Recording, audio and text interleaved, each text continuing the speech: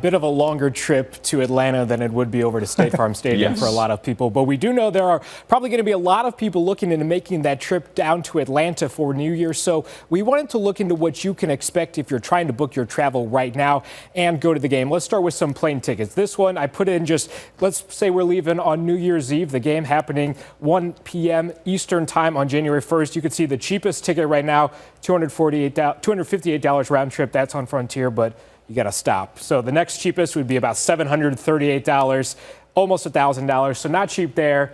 Pretty much, if you put it down on Monday the 30th, you're looking at tickets anywhere from $440 to the upper 500s, 600s.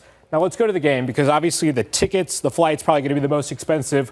These are the Sun Devil allotments that they're giving out. The cheapest one you can get, upper level seats, almost $200. There are some going on the secondary market right now here on SeatGeek. You can get a couple seats in section 329 for about $140. Even on StubHub, they're going for under $100 right now. So really, if you're planning on making this trip, which I think a lot of Sun Devils fans are, just given the excitement, the fact that not a lot of people expected them to be there, you're going to probably have to budget for it pretty well. But the ASU team punched their ticket to the playoff and this Peach Bowl with that dominating win in Dallas. They were greeted by a lot of happy Sun Devils fans last night back in Tempe. Some of the fans we talked to while we were out there said that they planned on going wherever ASU ended up playing their first playoff game, which we now know is down in Atlanta, Georgia.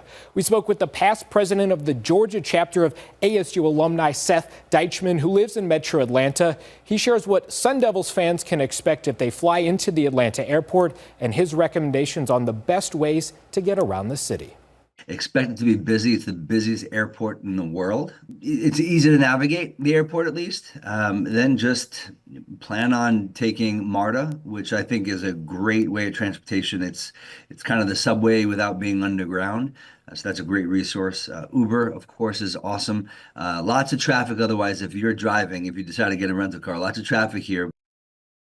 Now, as one of the biggest metros in America, there are also several areas that Sun Devils fans can book either a hotel or a short-term rental in. That's the place that people like to go is probably an area called Buckhead. Also Midtown are two great areas. So the stadium is downtown, and it's really built up a lot in the past few years. There's definitely stuff to do there. There's not as much stuff as Midtown, not as much stuff as Buckhead.